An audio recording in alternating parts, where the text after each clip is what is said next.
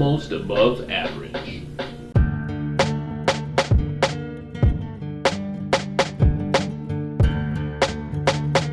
Well, hello, and welcome to a special edition of Almost Above Average. I wanted to take a little bit of time just to kind of tell my story, why I'm doing all of this. If you've been watching me for a little bit, you've seen probably a mishmash of almost podcast ideas. And so I'm still working through a lot of the concepts of it, but there's a few things that I absolutely know. I want to have a podcast, or several podcasts, depending on who I can vibe with, or I'm not sure what it looks like. I just know what direction I'm going.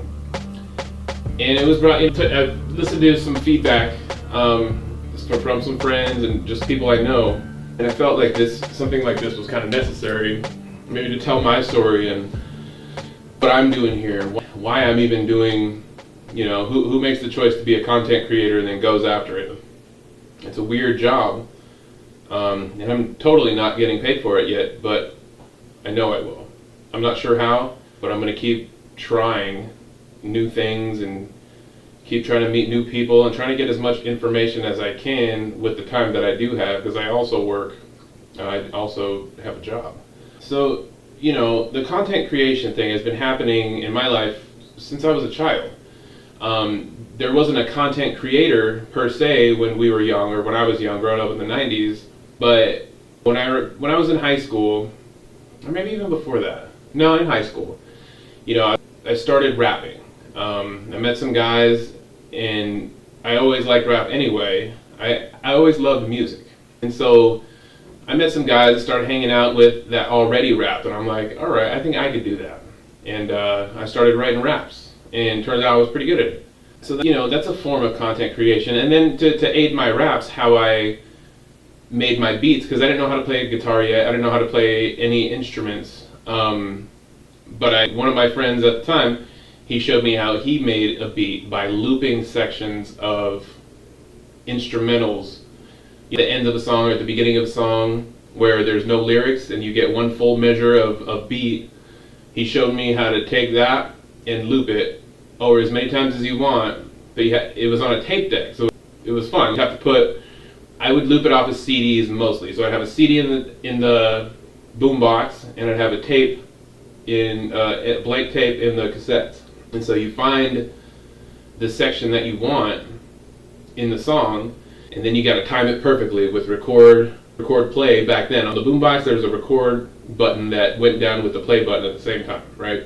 And then you had your finger on the stop. So you'd play the CD, like a measure or two before you needed it. Or if it was at the end of the song, it really sucked, because you'd have to skip all the way to the end, remember what time it was, and then record, stop, and then do it again, and then do it over and over and over again. Sometimes I had to do it from tapes. Put a tape deck, or tape in tape deck 1, put the other tape in tape deck 2, and then do the exact same thing, but you have to rewind both tapes. So it was a really big pain in the ass, but I probably put out at least 2 albums when I was young. And by put out, I wrote and recorded it on a karaoke machine in my house, a tape deck and a CD player. And they were pretty good. And I was able to get backup vocals on it too after I write and record on the blank tape with my beat. So I have not a blank tape anymore. So the beat tape I have, then I have another tape in the second cassette tape deck. Then you hit play on the beat, and then you hit record on the second tape, and then you have your microphone plugged in the karaoke part, and then you can do your verses and stuff. The thing about that is you have to be perfect, because if you're not, you have to rewind it all and start all over again. So if you have a whole song to do, you got to go verse, chorus, whatever, however your structure is, and you got to nail the whole thing, which was difficult, but it taught me songwriting, for one, and it also taught me a lot about at least how I wanted my vocals to sound. I'm still not where I want to be, but back then I would even put backup vocals. So after you got your beat tape in one deck, you got your about to add vocals tape in the second deck. You do the song, hopefully flawlessly, and then to add backup vocals, you take the second tape that you just recorded vocals on, you put it in the first tape deck, and you put another blank tape in the second tape deck, do the same thing, play the first tape where you can hear your vocals, and then on the second tape, you can kind of add your backup stuff in there. You can do that a couple of times on tapes, but the more you do that, the quality just keeps going down and down and down. Anyway, all of that to say is like content creation was it's always been a thing in my life. And my mom, they had a camcorder which they used primarily to film my older brother's football games. But when he wasn't playing, I would always sneak it out of the house, and I used it, me and my friends would use it for silly things, mostly rolling blunts. When I was trying to teach myself how to roll blunts, we would record that in our smoke session. And then we'd record parties at the river, just, content creation. Like we had an iPhone back then, but we didn't. But the thing with the 90s, I made a bunch of content, but there was nowhere to go with it. There was nowhere to put it, nowhere where anyone would see it other than my circle of friends. Like, hey, check out this thing I recorded. And so, I got a little bit of word of mouth in my small city, but nothing to speak of. So I just kept creating music like that. And then, so after high school, I tried out, my buddy was working with this drummer at this veterinarian place, Jason actually. He's a co-host of Partial Intelligence with me. They were working at a veterinary hospital, and the drummer they were auditioning for a singer, and they had asked my buddy Jason to go. And Jason's not a singer. He is a rapper, but he's not a singer. And I always could sing. Like in the car with my mom growing up, I memorized all of her songs, and I had an affinity for memorizing lyrics and singing throughout my childhood. And when when Jason was asked to do this audition, I think he was kind of nervous, but he asked me to come with him, kind of like moral support. And so I went with him to the audition, and I don't remember what he did, but the band, they asked me, since I was there, I was like, I can kind of sing, let me give it a shot. And I don't remember what songs that we did to audition, but they wanted me to come back after that. And then the first practice that we had together, officially, the band was called Arcanian Mist at the time.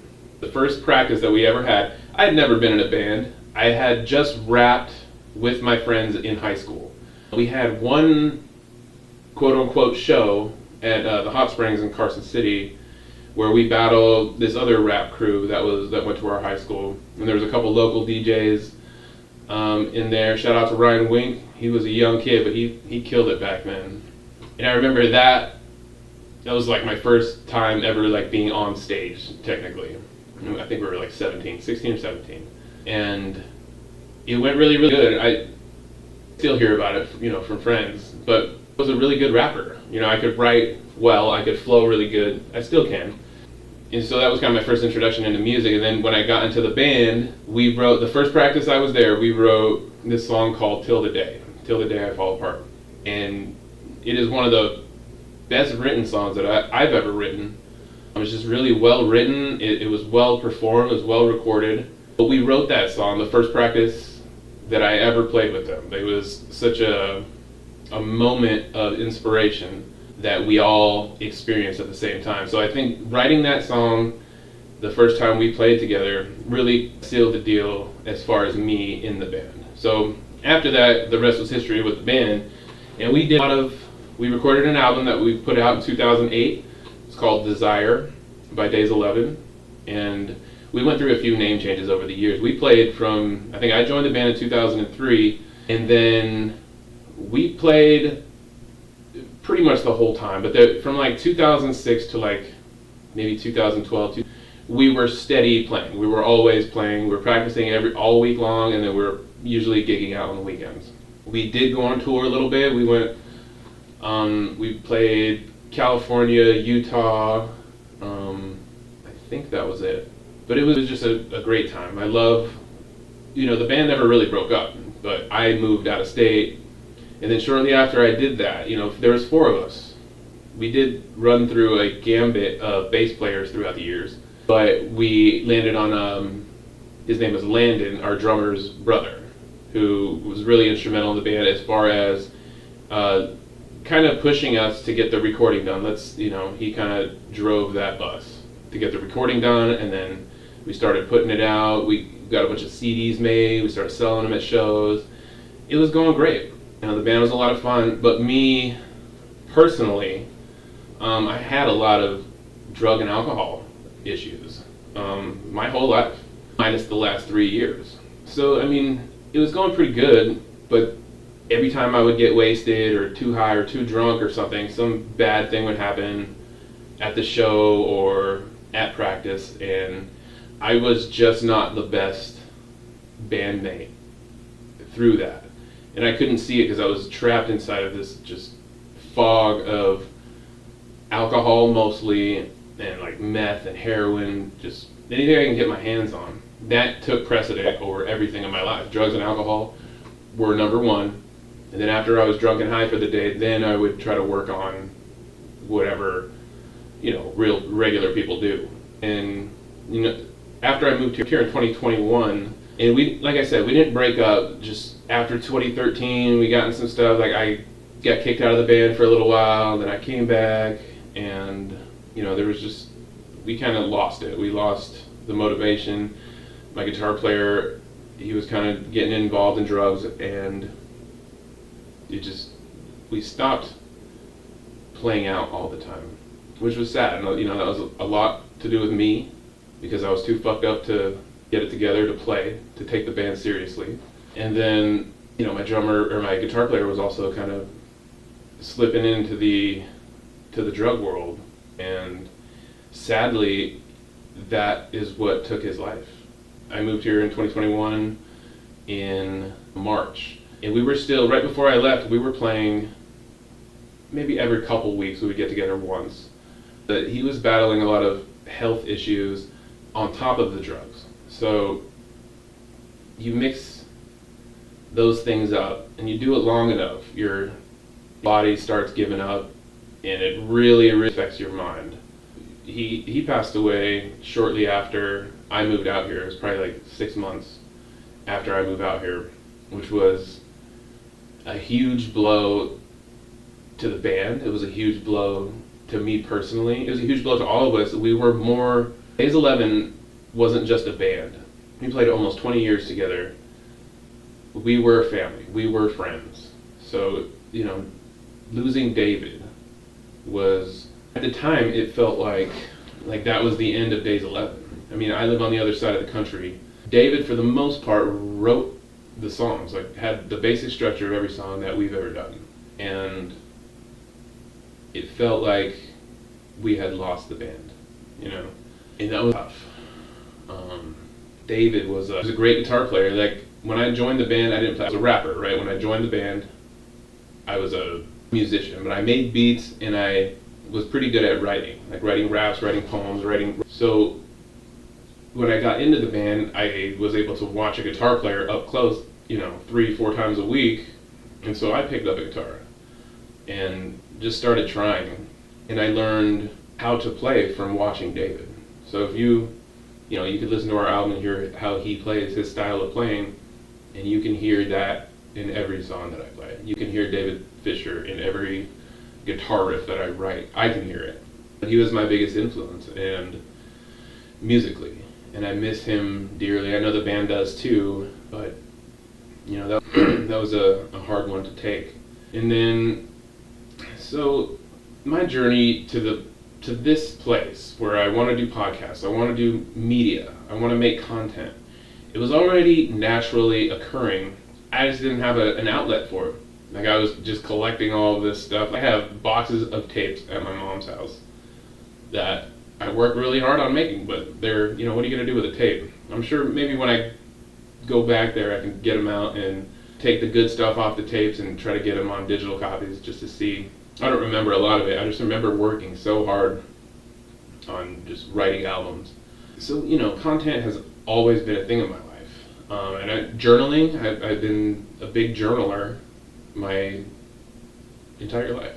It's a good way for me to reflect. It's also a good way for me to remember things, because I forget a lot. I'm sure drugs and alcohol have something to do with that.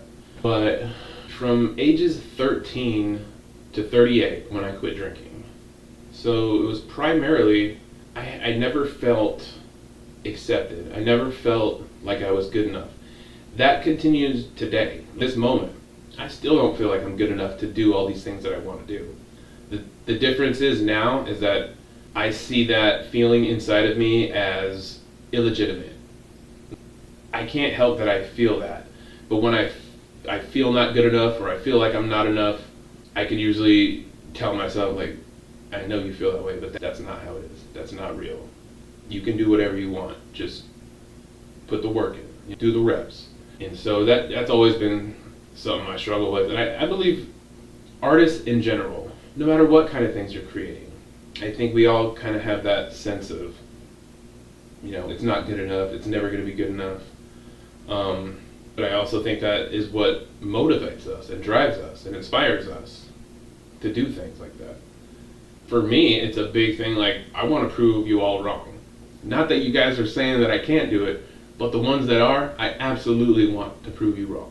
Even though you're probably never going to know it, I'm going to know it.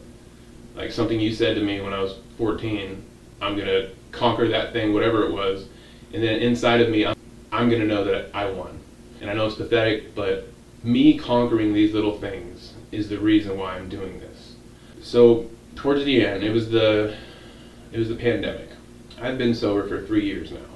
But when I moved out here, so 13 to 38 was mostly alcohol. I did do some good things. I did, have some good jobs. I made some kids. I've been married and divorced twice to the same woman, and we are still raising our family together. And we're doing a really good job. I'm really proud of our kids and our grandkids. My 2 older stepkids, they're 22 and 20, and they both have babies, girls. And then I have my 14-year-old and my 12-year-old, who I couldn't be prouder of all of them, especially knowing that they grew up in a household with me. I was not, for the most part, I was probably the fun drunk, but at some point every day, when I'm done being fun, I've drank, 1 beer past my fun spot, then I get really angry, and I just become a totally different person. And that person, I didn't always remember becoming, especially towards the end. I was blacking out almost nightly, probably for the last 2 or 3 years. I had no idea what was happening inside my mind, what was happening inside my body. I had abused alcohol so hard for so long. Now that I'm looking back at it, it had to affect my thinking. It stopped my growth as a person. I couldn't be all these things that I want. Of course, I always wanted to be a famous baseball player. Then I wanted to be a famous rapper. Then I wanted to be a famous rock star. But I didn't have that thing inside you. Like, I was only wishing for those things. I didn't know how to go about getting it. Honestly, it sounds stupid to say it, but I just thought all these great things would happen. Because I'm a rapper, I'm going to get famous, obviously. Or I'm good at baseball. When is my contract coming? It's such an entitled way to look at the world when I'm looking back at it, that I didn't have it. I just had a dream. I had an idea of what I wanted to do. And then in 2020, the pandemic happened. I got fired pretty early in the pandemic, and the government at the time was sending me $600 a week. $600 a week to sit at home. I didn't want to go look for a job. I didn't have to. And so literally all I did was drink myself. I was drinking myself to death. So much so that year I attempted suicide, I think, 3 times. The first one was definitely for attention, to try to get back at my wife for some imagined slight that I had. And the second one was the real deal. I really tried that time. And I had cut myself 3 times really bad right in my wrist. You can see it. Anyway, it was bad, but I tried. I hid in a little forest inside of our city. I bought a knife at the liquor store with a pint of vodka. I was already wasted. I had a bottle of Oxys and like 10 Xanax in my pocket. And I went to this little wooded area by, ironically, this place is called Dead Man's in Carson City, Nevada. And I grew up at this particular spot, jumping bikes with neighborhood friends and, building forts. It was a cool place to hang out. The legend of it was called Dead Man's because supposedly someone had died there. So I don't know if that's true or not, but ironically, that's where I ended up, with a knife, a pint of vodka, and all those pills. So I went there and I just kind of sat in my childhood spot. No one was around, and I took all the pills and then downed it with the vodka. And I was also drinking a beer. And then I kind of had my moment. I'm like, all right, goodbye or whatever. Did the cutting and just laid down and waited. And people were looking for me. They knew people knew what was going on because there was a buildup, for weeks and months. People know. And eventually, my best friend and his wife found me. Like, they were searching for me. And they found me, and I was kind of like, I was losing blood pretty fast, and I was incoherent. But they got me into the van, and they got me to the hospital. And they treated me for my wounds. I was in there for a few days, and then they transferred me to the behavioral health center to try to get me some help there. And I stayed in there, I want to say it was about 3 weeks, maybe a month. And I did everything you're supposed to do in those situations. I went to all the counseling meetings that were happening in there. I participated in all the group events, the walks, the meditations, and I learned a lot in the behavioral health center about myself. And I was feeling good inside the facility. I felt great. Like, am I cool? Like, I'm gonna get out of here. I'm gonna change everything. Like, I can't do that again. I understood what I did was wrong, and I was gonna make a change for the better. And so I did all that, and when I get released, I get back home, and the world comes crashing down on me again. It's like all of a sudden everything that I was going through before had came right back. And that feeling, to me, that helpless, hopeless feeling, all I wanted in the world was someone to understand what I was going through. I just wanted someone that I could talk to that would actually understand. Like, I didn't want to talk to my mom, I didn't want to talk to my best friends, I didn't want to talk to anybody, because the feeling that I had then was they're just going to tell me, it's selfish, or they're going to tell me not to do it, they're going to tell me that I'm worth it, they're going to tell me that I'm, I don't need to do this. But that's not how I felt inside. Like, that's not my reality. So anything that was being said to me, I'm like, you have no fucking clue you have no idea what I'm thinking about. Like, I understand your concern, but that has nothing to do with what's going on up here. And that feeling, I can never get away. Like, I hated that feeling so much. And so I think I made it 3 days outside of the hospital that I didn't drink. And I literally stayed in bed the entire time. Like, I got up maybe once or twice to eat, and I just stayed in my room. Just the amount of anxiety and just horrible thoughts. Like, I hated myself so bad. I was pissed off because I couldn't kill myself. And I had just had a good experience in the hospital for trying to do this. And now all these feelings are returning. Like, I didn't know what to do.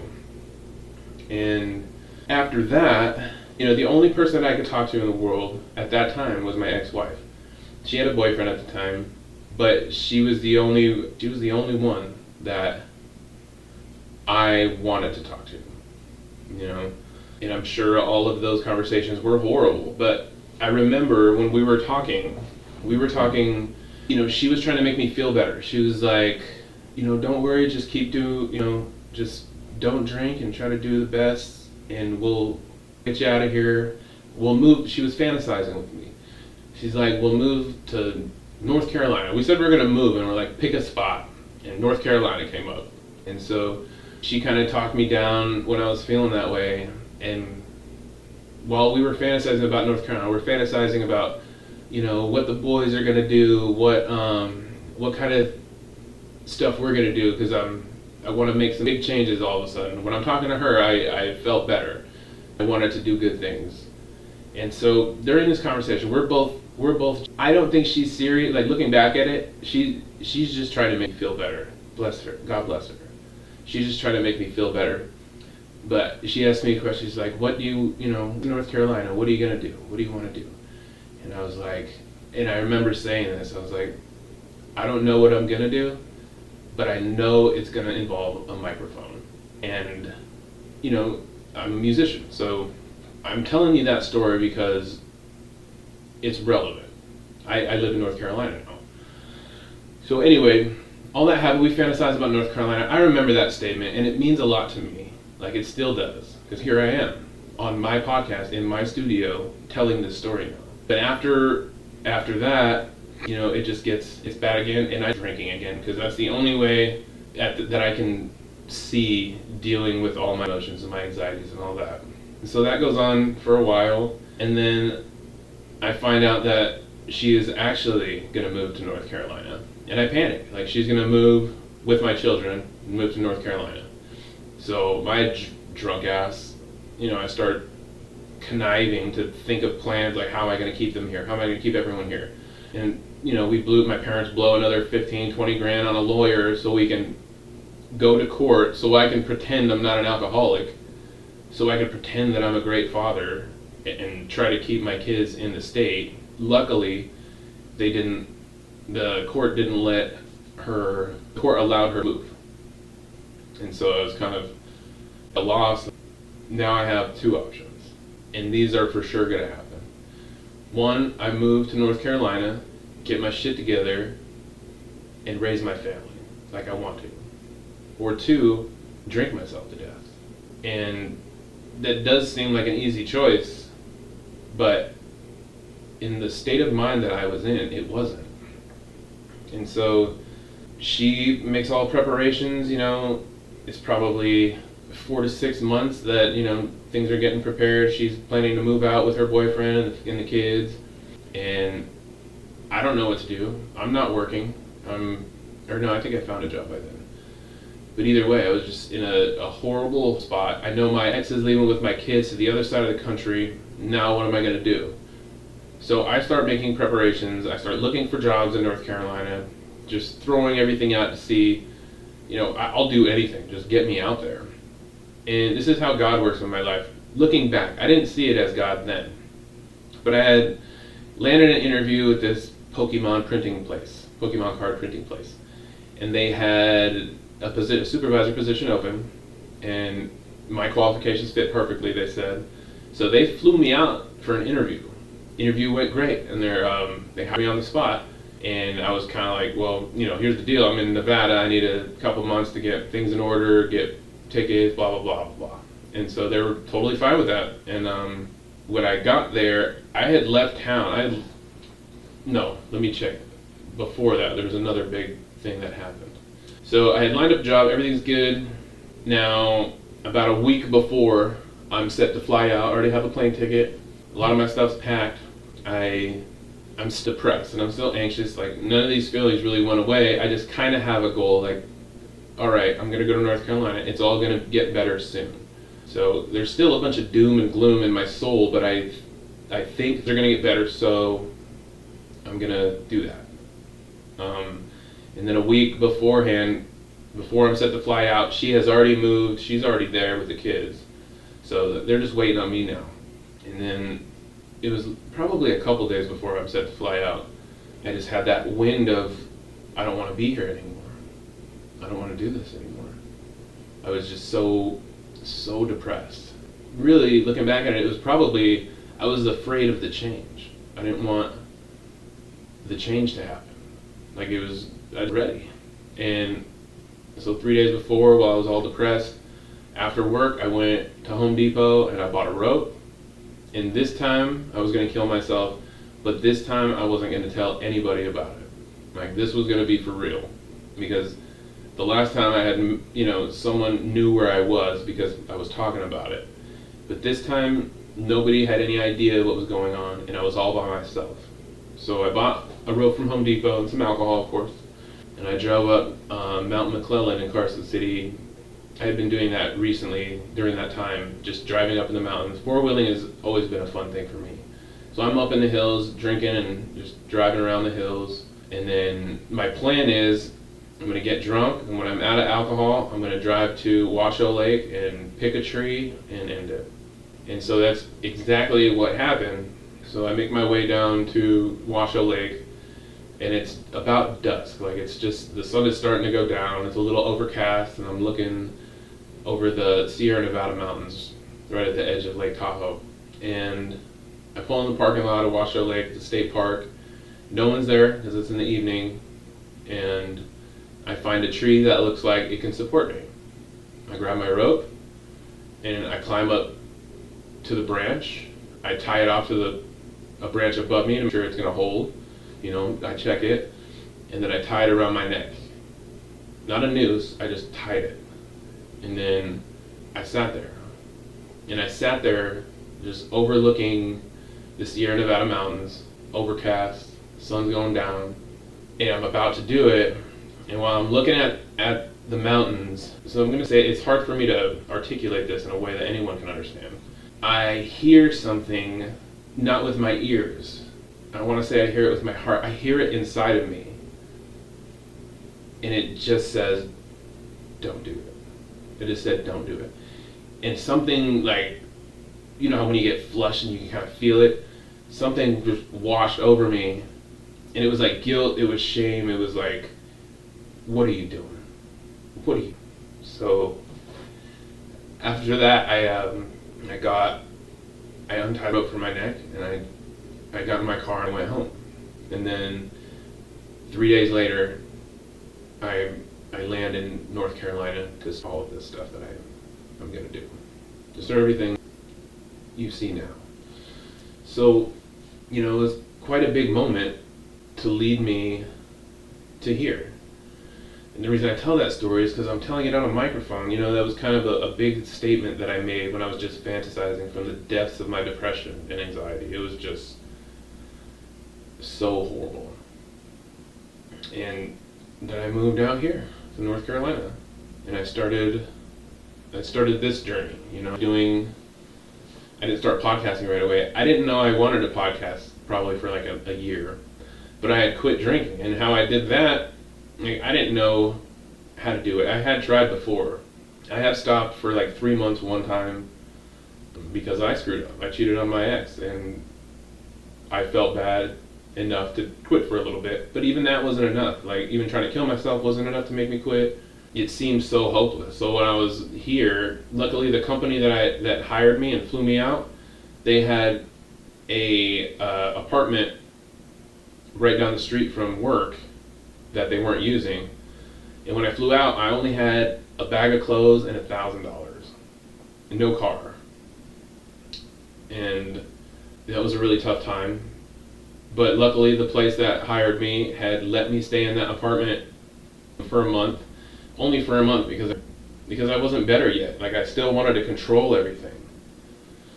I wanted, I was working in this Pokemon place, and I wanted to change everything, learn everything how I want to. That's just not how it works. So I still had a lot of growing up to do. I mean, you can't just quit drinking and everything gets better. It does, but it's a slow burn. So I think within 2 months, I had bought a guitar at a pawn shop. Then a couple months later, I bought an amplifier so I could play it.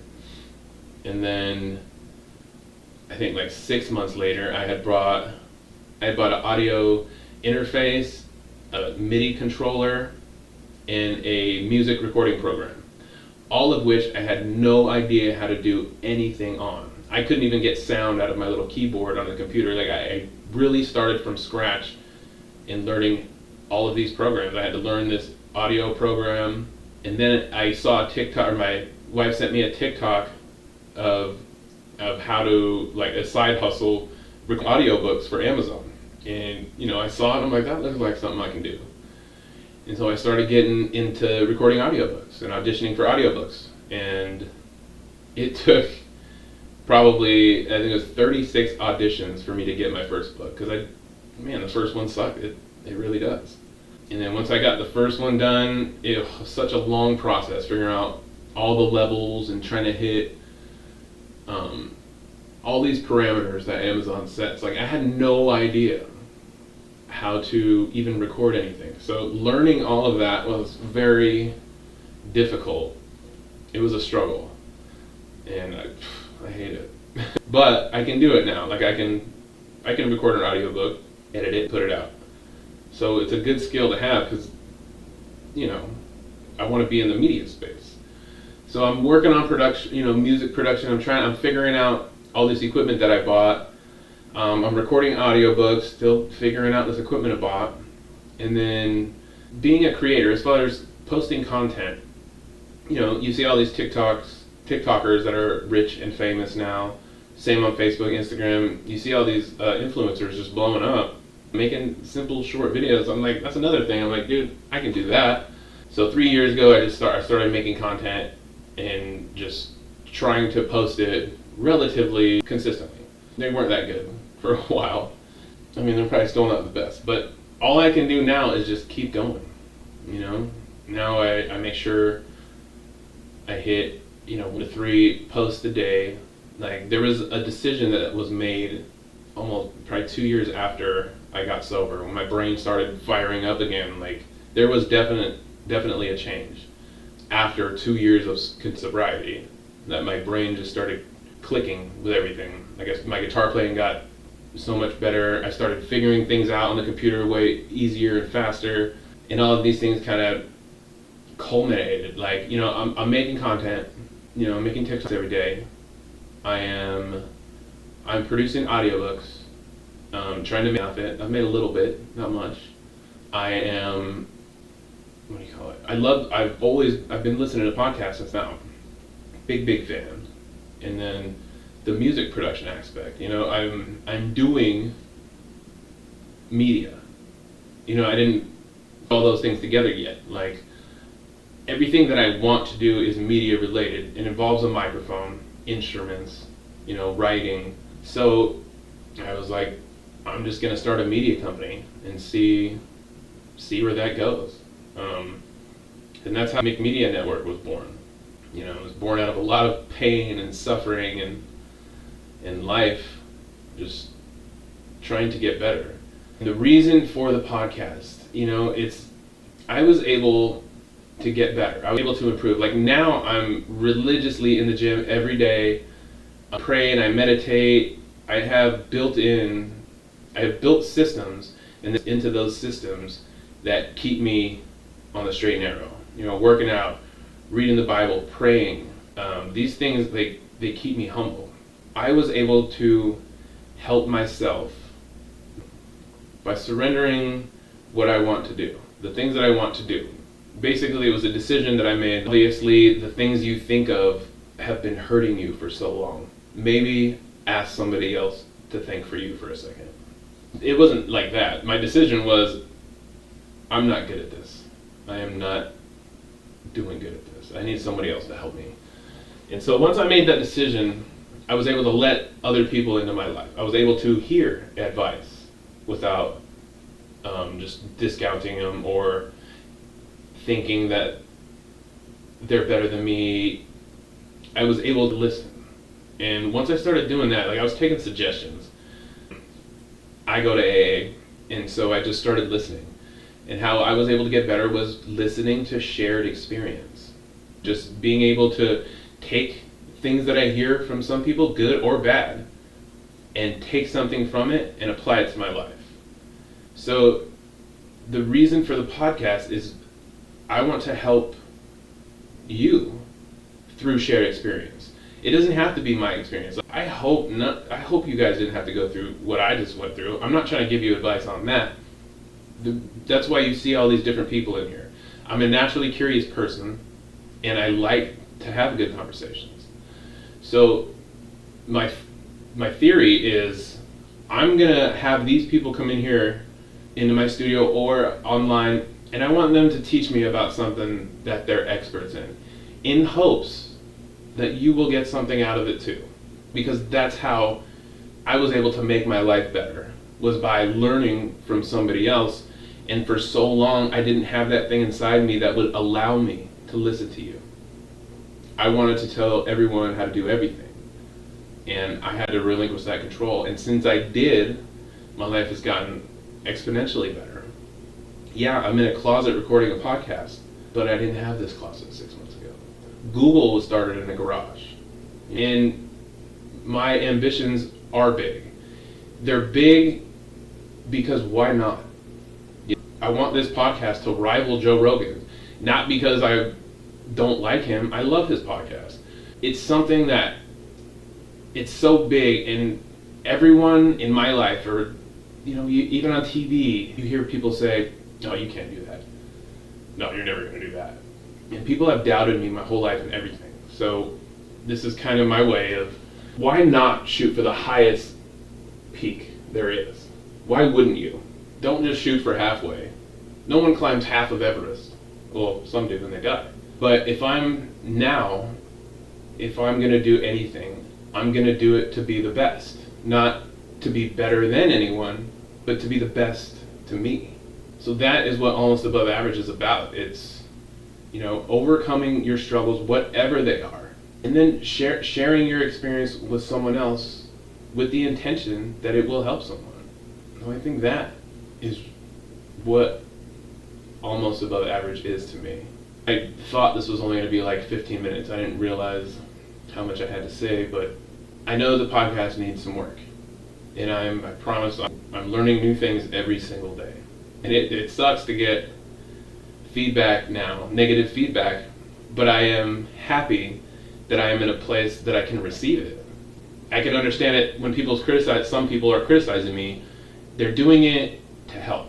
Whereas I used to look at it like, you're attacking me, you think you're better than me. It's such a defensive posture that it's hard to operate like that. The world isn't like that. And I'm just happy to be in this space now. I'm just happy to be normal. Someone who most people would consider normal if you just met me. If you didn't hear anything that I just said, you would probably think I'm normal. And I just want to be like that. I've been doing things that I never would have imagined. I was all about just getting fucked up and raising hell. Let's go break things. I was destructive. I was violent. I was mean mentally. Like, I am grateful that my kids still love me.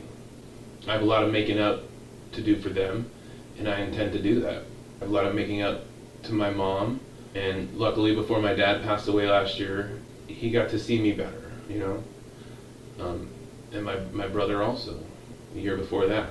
So life doesn't get easier because I quit drinking, but I can deal with the hard things a lot better than I could. They still hurt and they still suck, but I can deal with it a lot better now that I have these skills.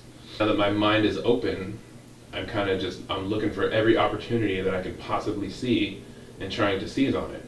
That's what the podcast is about also. Every time, I'm a roofer by day, so I'm knocking on doors trying to create business. So I don't miss an opportunity. If you're interesting to me, when I meet you in any context, if we're in an elevator and I overhear you talking to someone else about something interesting that you do, I'm going to say something. I want to talk to you about it. I want to sit right down and I want you to teach me. Teach me about something that you're an expert in, because I love learning now.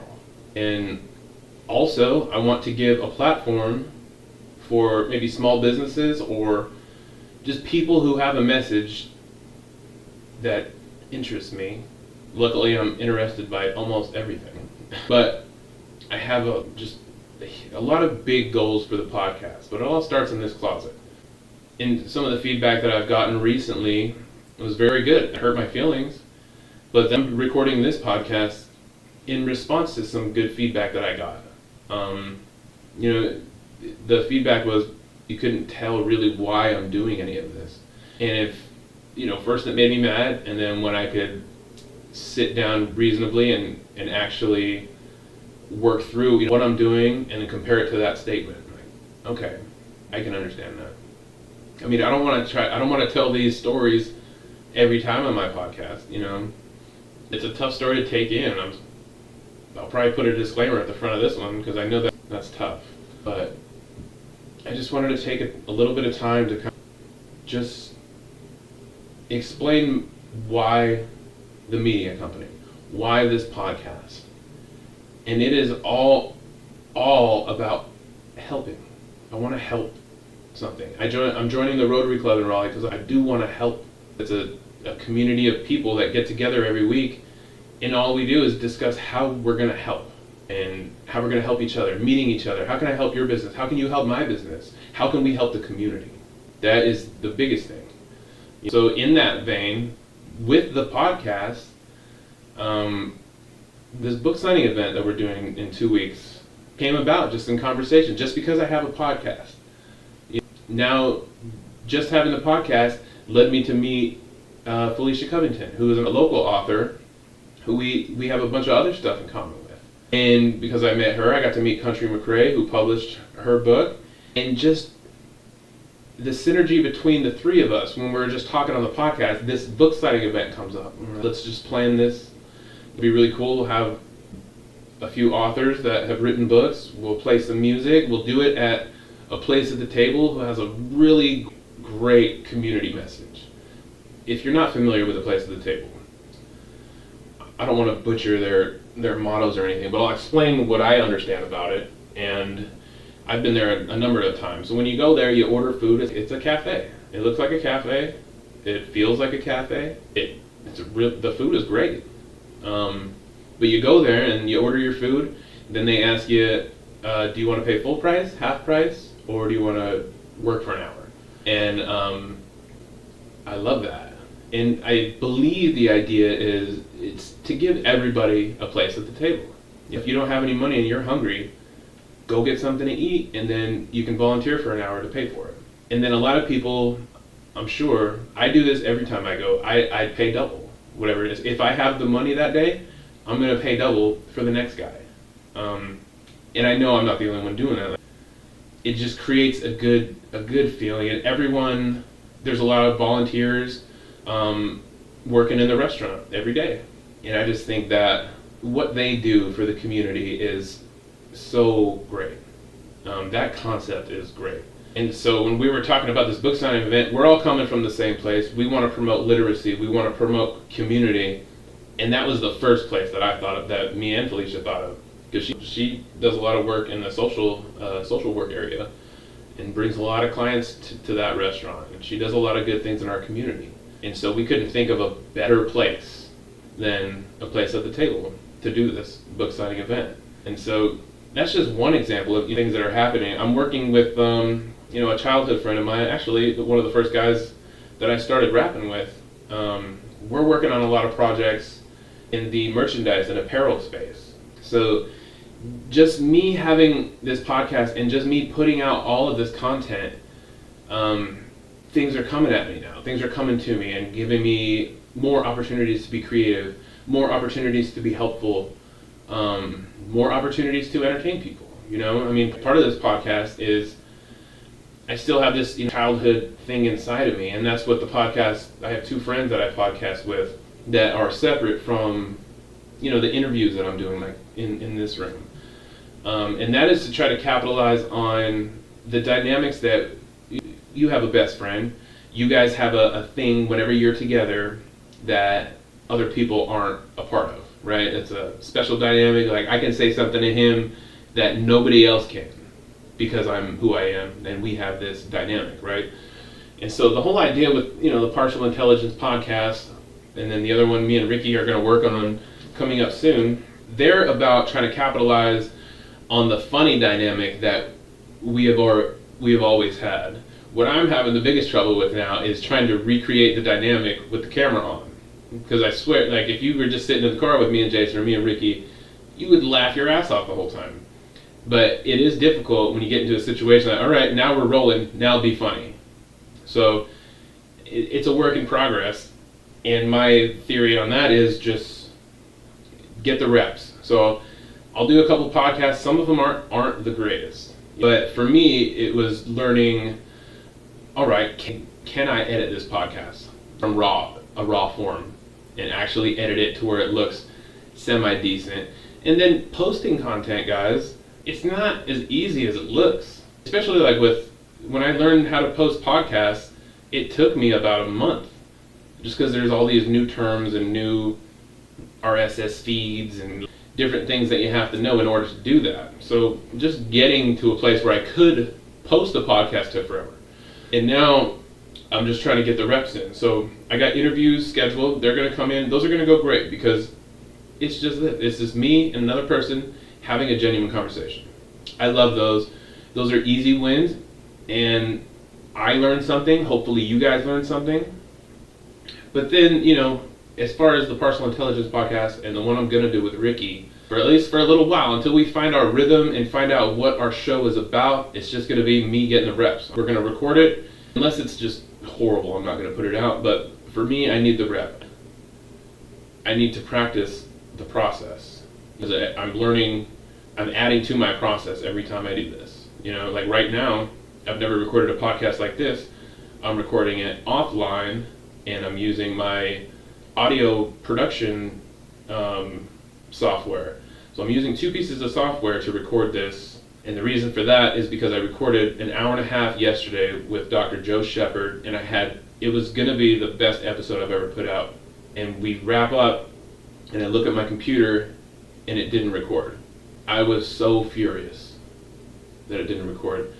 But I got to be able to let that go. I let him know. He's like, dude, don't even worry about it.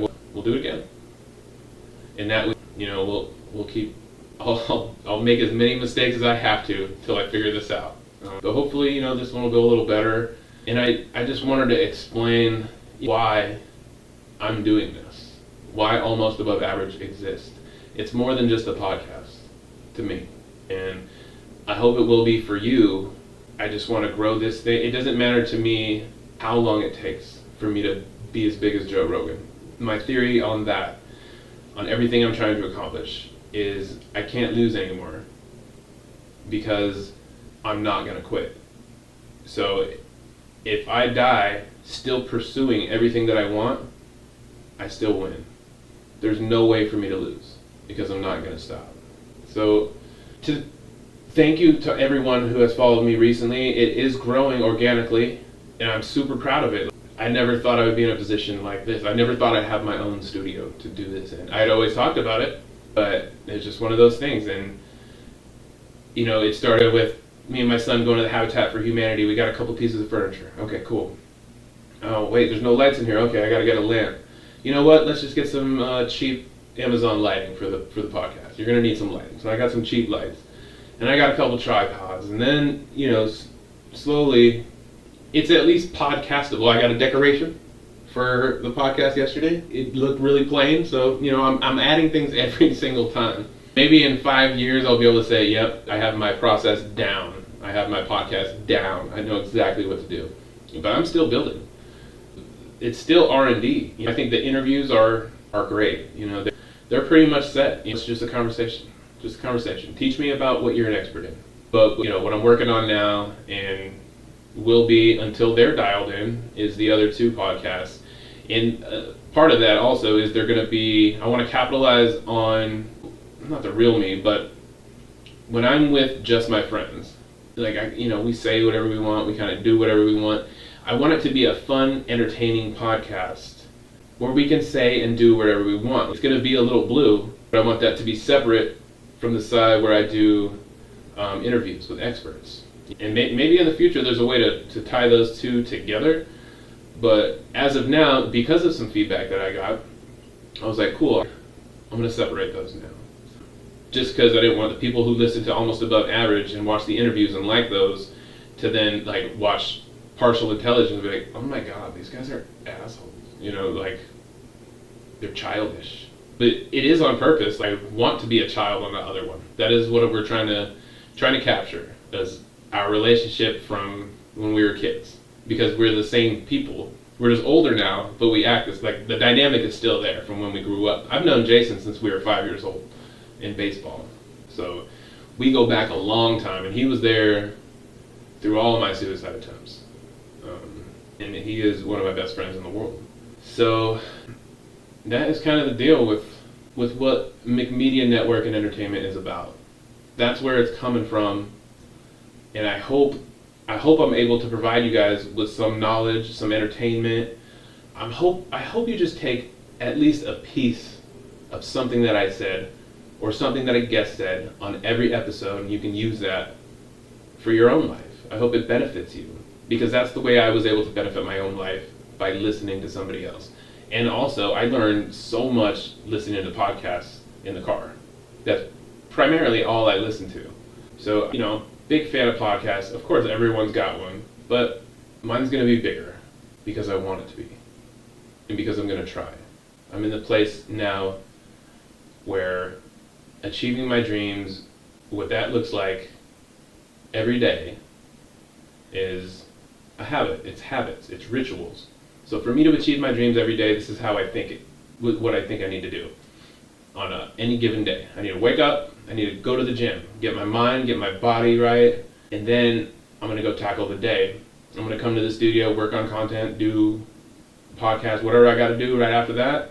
And then when that's done, I'm gonna go sign contracts for roofing and make money until I can get the podcast monetized, get some sponsorship, get some stuff going to where the podcast is monetized and I can cover expenses with my company. When I can do that, I will consider myself to have made it. When I'm, paying rent or paying mortgage, whatever it is, with media money, that's when I'll know, or at least that's when I can set another goal higher. Like, okay, what's next? Because eventually I do want to run for a political office. I have huge dreams. I know it even makes me, I give myself pause saying all these things sometimes. But like I said before, why wouldn't you go for everything? Why sell yourself short? I've been doing that for 38 years. There's no reason to do that anymore. Even if everyone thinks I'm full of shit, it doesn't matter anymore. I have to do this for me. And I have to do this because I want my kids to see what chasing your dream actually looks like.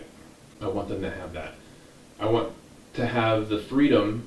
I want to be able to go on vacations with my kids. I want that to be quality time. I don't want money to be a worry in the house because it takes up so much time and energy when there isn't money. It creates so many more points of contention, so many more arguments with the ex, so many more arguments with the children when you can't do anything because of money. I really am working towards taking that off the table. I don't want money to be an issue so we can work on the family.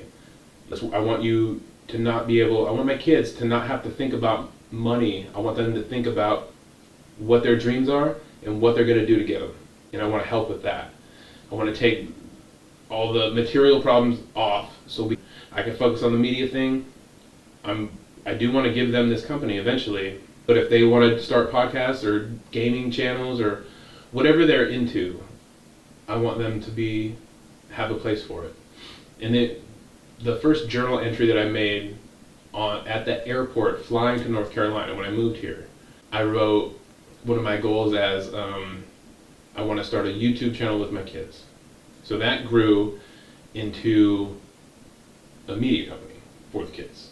Now that I have it now. Another thing about manifesting, like I told you the microphone story, whatever I do, I'm going to do it with a microphone. I'm doing it with a microphone. That was 4 years ago. Journaling and me writing down my goals and what I'm going to achieve, what I want to achieve. I try to write in a way that I will free my family financially. I am doing this versus using words like someday I want to. Like I don't want to say things like that anymore. When I'm telling myself things, I'm telling myself as if I'm doing them now. Like I am being successful. I am doing these things just because it's helpful for me. And when I look back on the things that I've manifested through my writing, it goes all the way back to my childhood. I'll give you another story. I did meth for a few years, and I kept a journal then too. It was a bunch of mindless doodling, really, and songs and rap songs. But there is this one notebook that I still have, and I use it every once in a while. I've now taken my journaling onto Google Drive, but I used to do it on paper. And so I still have this, a regular thick notebook that every day has a page. And I wrote, on this particular notebook, there's 4 dividers, like manila dividers throughout the notebook that kind of break it up. And on the second one, I wrote, by the time I reach this page, I want to have quit doing meth. And for whatever reason, like I stopped writing in that journal for a long time. And then I started again after I got married and like life kept going. I forgot about that. I forgot that I wrote that. So years later, I'm using this journal again, and I get to that divider, and it says, by the time I reach this, I hope I quit smoking meth. And I had. So these are all little indicators. There's 1,000 stories from my writing like that. But I truly believe you can manifest things in your life like that because I keep proving it to myself. And I have come to know that as God. I was an aggressive atheist before I quit drinking alcohol. And during the process of quitting, I was taking in suggestions, listening to other people. I started believing in God because they told me to. They told me, like, dude, you have a God or a higher power in order to get this thing. So I did it out of spite. Like, fine, there's a God, whatever. I was calling God Bill for a while, just making fun of the program. Like, yeah, they just tell me I need to find a God, and this lamp's going to be my God. But literally, that would work. If you believed the lamp was God and that it was a higher power than you could use that to quit drinking. But eventually, me faking God, a bunch of coincidence happened, and I was told that that's how God works, and I started to believe it. And then it keeps proving itself over and over in all types of situations in my life. So that was, that's great. But anyway, I hope you're enjoying the podcast. I hope this sheds a little light on why I'm doing what I'm doing, and maybe you get to know me a little better. Please subscribe to the channel on any podcast app that you have. I would love a 5-star review from you. You can write the show at mcmedia.network.llc@gmail.com. Send me something. Send me a problem to solve. I would love to do it, like radio hosts on the air, like read a listener mail and, try to just give our opinion or give advice or whatever. If you're struggling with something, write us a letter. We'll at least give our opinion on the air on it and try to help you out. I mean, that's why I started this thing. So please share it with a family member or a friend. I would really appreciate that. Check out the Partial Intelligence podcast, but be warned, there's a lot more F-bombs and dick jokes. That's mostly what it is.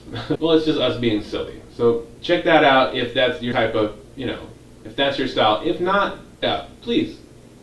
I don't want you to have the wrong opinion of me, But we would love to hear from you. You have some potential topics you want us to talk about? Some people? Especially this. I've been thinking about putting a content piece together as like an advertisement, reaching out to the world. Like, hey, do you have an expert in your field? Do you have something interesting to say? What does your business do? I want to talk to you. I want to, let's mostly to teach me something, but since we had recording capability, we can put that out to everyone. And if it's a business, if you have a business, people are going to see it. I'm not sure they're going to buy your thing, but it'll get eyeballs on it. It'll get your name out there. And I would love to talk to anyone who might have something to say. I like good conversations. And if you are around Raleigh on May 11th at 10 a.m., we're going to be doing a book signing event at a place at the table. We'd love to see you there. I'm going to be playing some music acoustically for a little while, and I think it's going to be great. And hopefully if this event goes off, relatively well, we can just start doing more. We can start doing more of these. But yeah, so that's why. That was a really long talk, but I felt that I needed to explain it. So thank you for listening to Almost Above Average. Thank you for listening to the Partial Intelligence podcast. Please try to find me on any social media app that you have. I mean any of them. Except for I don't think I'm on Truth Social. But I'm on all the rest. So when I'm posting on one, I'm posting on them all. So I would love to get more followers on all platforms. But I really, really want to grow this podcast with the intention of helping people through shared experience. So that's what Almost Above Average is about. And I hope you enjoy it, and I hope you write the show to let us know, what do you guys want to hear? What's going on in your life, Let me know so I can try to help. Until next time, I think I have Summer Wisher on Friday coming into the studio. We're going to talk about Wake Smiles, which is a really great program that, from what I understand, they give care to the unhoused population in Raleigh and low-income people. And the way she talked about it, when I met her, she was so motivating. She was so inspirational. And I couldn't help it. Right after she was done, I was like, man, I got to talk to her and see if I can get her on the podcast. So Really excited for Summer Wisher to be here on Friday. We're going to talk about Wake Smile, so that's coming up very soon. Please like, subscribe, and write the show. And I hope you guys all have a blessed day. I'm sorry for all that. There's a lot of mushy stuff in there, but I have a microphone because I have a lot to say, and I felt a little bit of it needed to be said today. So thank you for listening. Subscribe to Almost Above Average and Partial Intelligence podcasts on your favorite podcast app, and come to A Place at the Table on May 11th at 9:30 a.m. and check out our book signing event. You can see me play my music.